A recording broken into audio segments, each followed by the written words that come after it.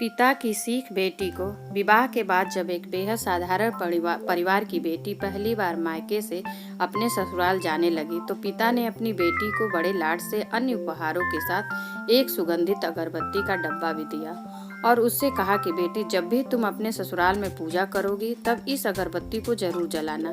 लेकिन जब माँ ने लड़की के पिता को ऐसा कहते सुना तो उसे बड़ी अचरज हुई।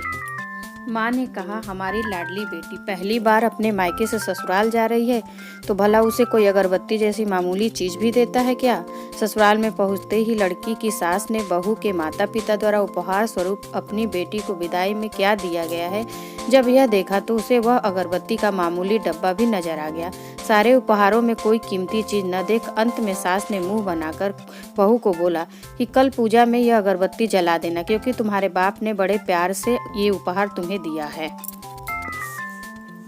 सुबह जब बेटी पूजा करने बैठी और अगरबत्ती का डब्बा खोला तो उसमें से एक चिट्ठी निकले जिसमें लिखा था, बेटा, यह अगरबत्ती एक बार जलाने के पश्चात स्वतः जरूरी जलती है मगर संपूर्ण घर को सुगंधित कर देती है। इतना ही नहीं, आस पड़ोस के पूरे वातावरण को भी अपनी महक से सुगंधित व प्रफुल्लित कर देती है।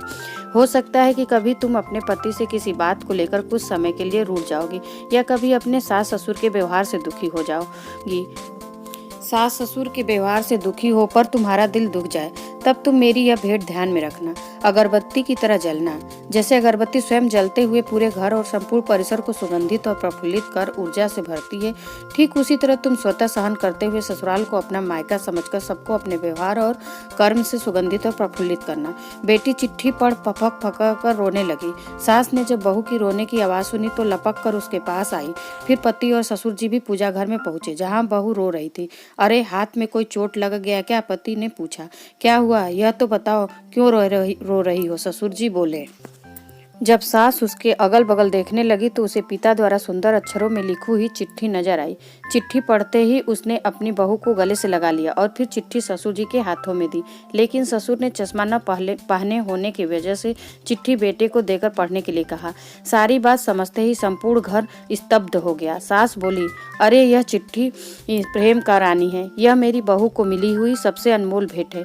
पूजा घर के बगल में ही इसकी फ्रेम होनी चाहिए और फिर सदैव वह फ्रेम अपने शब्दों से संपूर्ण घर और अगल बगल के वातावरण को अपने अर्थ से महकाती रही, अगरबत्ती का वो डब्बा खत्म होने के बावजूद भी। Please like and subscribe my channel.